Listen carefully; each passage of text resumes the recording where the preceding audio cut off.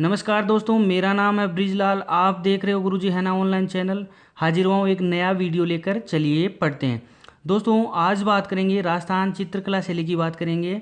और राजस्थान चित्रकला शैली के कम से कम एक वीडियो जो है वो पहला जो कि प्रारंभिक बेसिक बात का है मैं आज बना रहा हूँ। और जो और भी 4 या 5 वीडियो आगे आएंगे तो आप इन वीडियो को 2 से 3 बार देखेंगे तो आपके निश्चित तौर पर ये जो टॉपिक है ये क्लियर हो जाएगा। और ये सबसे जो कठिनतम टॉपिक है उसमें से माना जाता है। और अक्सर इस टॉपिक में से क्वेश्चन की बौछार होती है, क्वेश्चन आते हैं। तो हम धीरे धीरे इस टॉपिक को समझेंगे। तो आप इस वीडियो को ज़्यादा से ज़्यादा देखें और ज़्यादा से ज़्यादा शेयर करें ताकि और भाइयों को भी आपकी मदद मिल सके। तो चलिए दोस्तों स्टार्ट करते हैं। जो राजस्थानी जो चित्रकला शैली है उसका जो प्रचलन है वो आदि मानव काल से ही रहा है। चित्रकला जो आदि मानव था वो भी चित्रकला का प्रयोग करता था। वो गुफाओं में रहता था, वहाँ पर भित्ति चित्रण करके अपने जो मनोभाव थे उनको वो प्रकट करता था। राजस्थान में भी जो चित्रण की परंपरा है ये प्राचीन है। यहाँ पर अपने को अवशेष मिलते हैं कई नदियों के किनारे है, जैसे चंबल नदी के किनारे है, मुकंदरा हिल्स की पहाड़ियाँ हैं उनके। कोई भी अपनी जो ताम्रयुगीन सभ्यता थी, सुनारी है, नौ है, इस प्रकार की जो आहट है, इस प्रकार की जो सभ्यताएं थी वहाँ पर अपने को इस प्रकार के जो प्रमाण मिलते हैं कि राजस्थान में चित्रकला शैली एक प्राचीनतम रही है। उस प्रकार जैसे आपने जैसे पढ़ा था कि जैसे प्राचीन सभ्यताएं पढ़ा था उसमें अपने जो थाली हैं, लोटे हैं, जो मृद भांड हैं, मूर्ति हैं, उन पर जो रंगों की जो कला थी, चित्रकारी थी वो देखने को मिलती थी। उससे अपने को प्रमाण मिलता है कि चित्रकला शैली है वो अपनी पुरानी थी। और राजस्थान जो चित्रकला शैली है उसके अंतर्गत जो सभी चित्र और उसकी विशेषताएं आती है जो पूर्व में राजपूताना में प्रचलित थी। तो दोस्तों जो राजस्थान जो चित्रकला शैली है इसका जो प्रारंभ माना जाता है वो 15वीं शताब्दी के आसपास इसका प्रारंभ माना जाता है। ठीक है, उसके आसपास इसका प्रारंभ माना जाता है। और राजस्थानी जो चित्रकला शैली है उसको बोलते हैं राजपूत चित्रकला शैली। क्यों?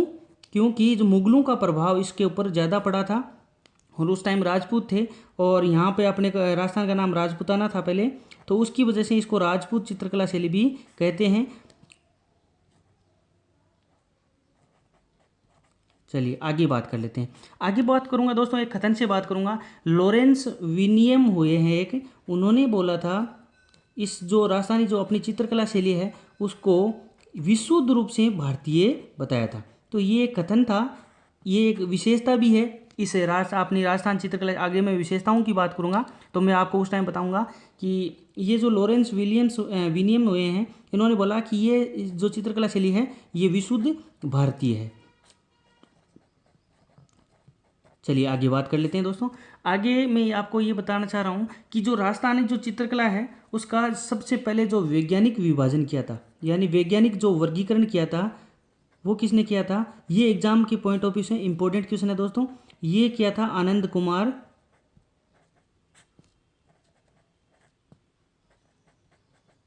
स्वामी। इन्होंने वैज्ञानिक विभाजन किया था। और इन्होंने क्या किया था 1916 के अंतर्गत इनकी एक पुस्तक आई थी, उसका नाम था राजपूत पेंटिंग। उसमें इसने इसके बारे में बताया था। तो सबसे पहले जो वैज्ञानिक वर्गीकरण है वो आनंद कुमार स्वामी ने किया था। और इसके राजपूत पेंटिंग है 1916 ईस्वी में आई थी, इसके नाम इन्होंने पुस्तक लिखी थी। उसके अलावा जो अपने जो प्राचीन हैं, जो प्राचीन अपने को जो चित्रकार हैं उसका नाम एक तिब्बती इतिहासकार हुए थे तारानाथ। तारानाथ ने क्या किया था, मरु प्रदेश यानी मारवाड़ था और मारवाड़ में इन्होंने क्या किया था, श्रृंगधर नामक एक चित्रकार का उल्लेख किया था। लेकिन इसके जो चित्र हैं ये जो श्रृंगधर हुए हैं चित्रकार, इनके चित्र हैं वो अनुपलब्ध हैं यानी उपलब्ध नहीं है। तो उसके बाद में बात कर लेते हैं दोस्तों, जो राजस्थान की जो आधुनिक चित्रकला शैली है ये आज हम जो टॉपिक पढ़ रहे हैं ये बेसिक है और उसमें हम विशेषताएं पढ़ेंगे। और जो राजस्थान की जो चित्रकला शैली है उसको 4 स्कूलों में डिवाइड करेंगे।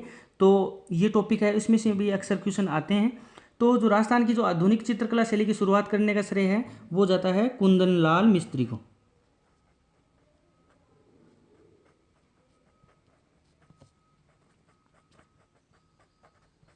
उसके बाद में बात कर लेते हैं दोस्तों, जो राजस्थान की जो चित्रकला शैली है उसमें जो रंगों की जो प्रधानता है वो पीला और हरा रंग की, पीला व लाल रंग की, पीला लाल रंग की प्रधानता है। ठीक है, तो इस चीज़ को आप ध्यान रखना। जो बेसिकली जो रंग यूज में आते हैं वो पीला और लाल रंग की प्रधानता है। उसके अलावा मैं बात कर लेता हूँ, जो मेवाड़ है जिसको अपन मेदपाट के नाम से जानते हैं, वो राजस्थानी चित्रकला शैली का जो उद्गम स्थल है। ठीक है, ये बेसिक चीज़ है, ये एग्जाम के पॉइंट ऑफ व्यू से बहुत इंपॉर्टेंट क्वेश्चन बन सकता है कि राजस्थान चित्रकला शैली का उद्गम स्थल है वो कौन सा है, मेवाड़ चित्र शैली, यानी इसको मेवाड़ स्कूल भी बोलते हैं।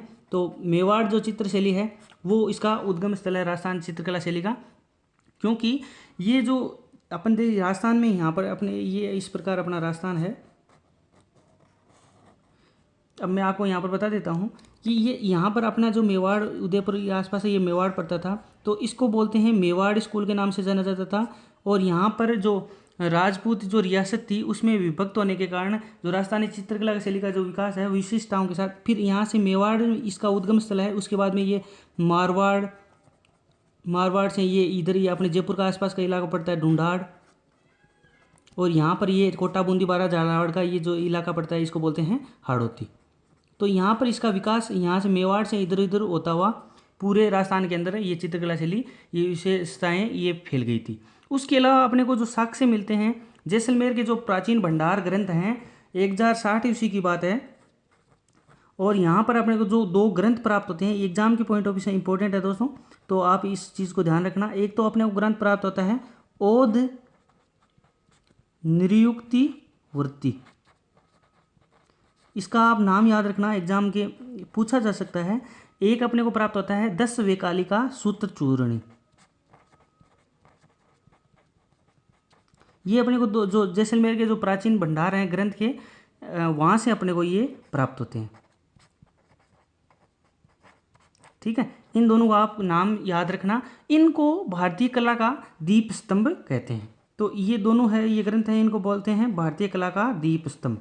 तो इस चीज़ को आप ध्यान रखना।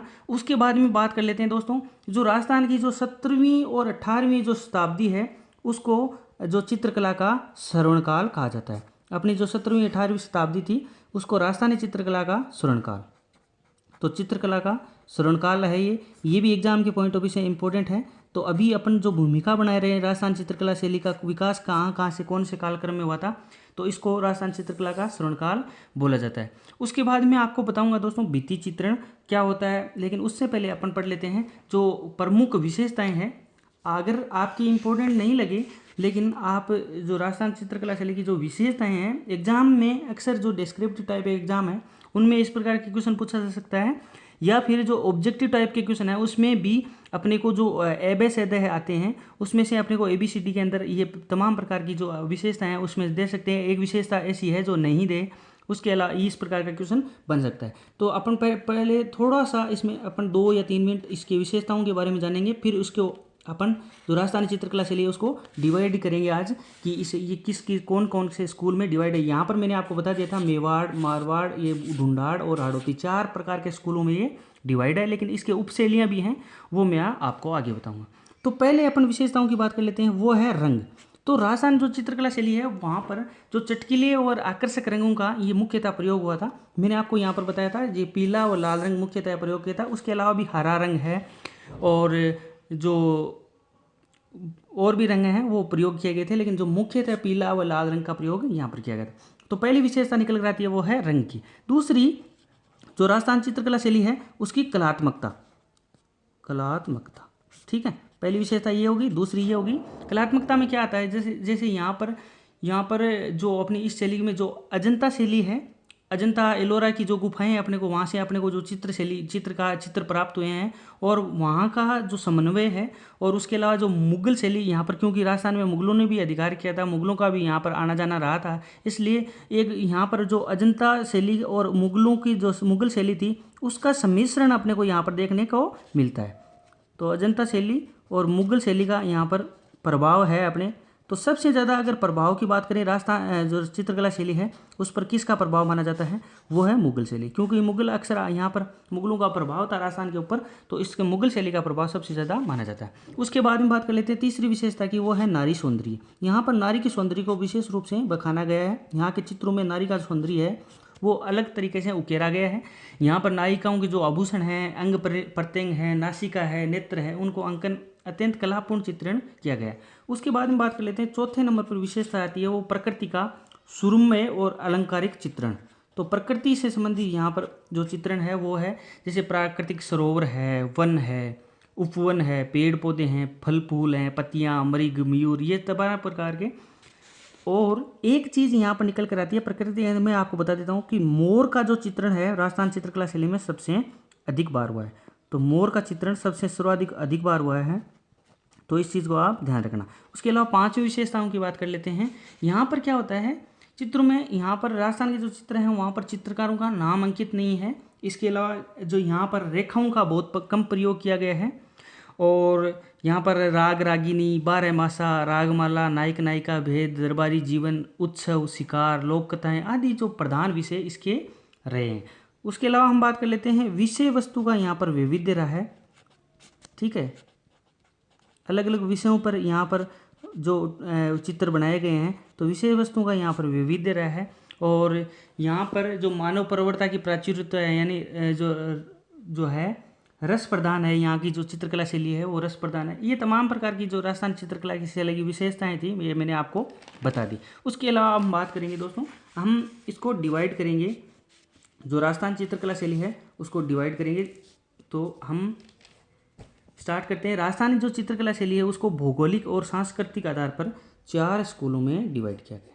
तो भौगोलिक आधार पर और सांस्कृतिक आधार पर इसको 4 स्कूलों में डिवाइड किया गया। तो पहली स्कूल का हम नाम जान लेते हैं और इसका डिवाइडेशन। तो पहली मैंने आपको यहाँ पर बताया था मेवाड़ स्कूल। तो पहला जो स्कूल है वो है मेवाड़, और मेवाड़ स्कूल है, इसकी जो 4 उपशैलियाँ हम पढ़ेंगे वो है, इसको मेवाड़ उपशैली भी बोलते हैं, या फिर मेवाड़ चूँकि उदयपुर में है तो उदयपुर उपशैली, उदयपुर उपशैली कह दीजिए, या फिर मेवाड़ उपशैली कह दीजिए। ठीक है, तो इसको मेवाड़ शैली भी कह सकते हैं, मेवाड़ उपशैली भी कह सकते हैं।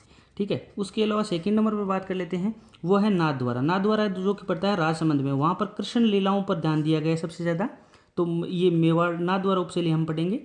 उसके अलावा हम बात कर लेते हैं थर्ड नंबर पे, वो है चावंड उपशैली।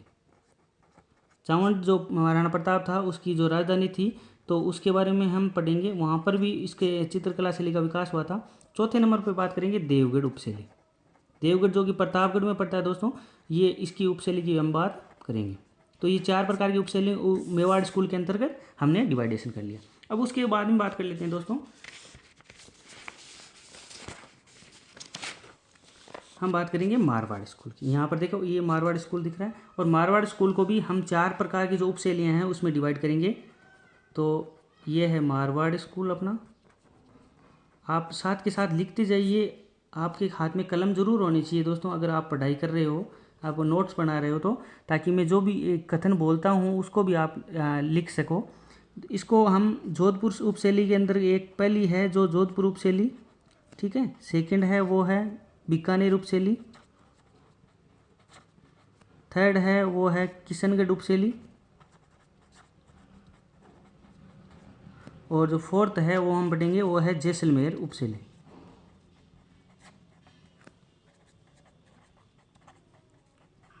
ठीक है, उसके बाद में जो थर्ड नंबर पर आती है वो यहाँ पर मैंने बताया था हाड़ौती उपशैली। तो हाड़ौती के बारे में बात कर लेते हैं।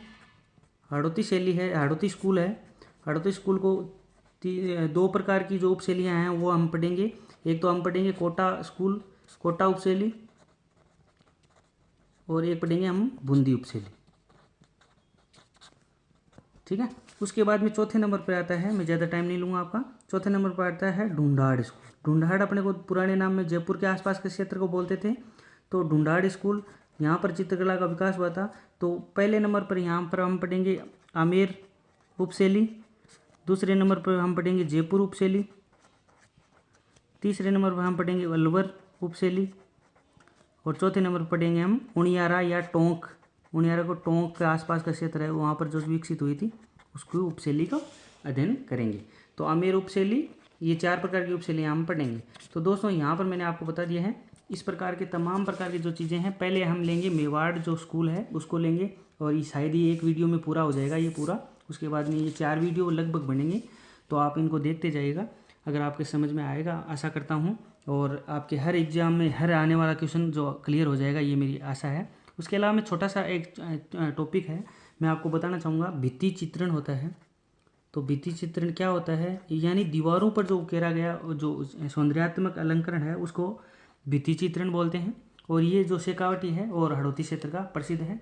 ये आगे आएगा, इसलिए मैंने आपको यहाँ पर बता दिया। तो चलिए दोस्तों, ये वीडियो अगर आपको पसंद आया तो आप इसको ज़्यादा से ज़्यादा लाइक कीजिएगा, शेयर कीजिएगा, और सब्सक्राइब इस चैनल को अगर नहीं किया है तो कर लीजिए, ताकि आपके ज़्यादा से ज़्यादा जो अगर आप राजस्थान जीके की तैयारी कर रहे हो तो आपके काम आ सके। धन्यवाद दोस्तों। राम राम सा। अपने आसपास स्वच्छता बनाए रखें।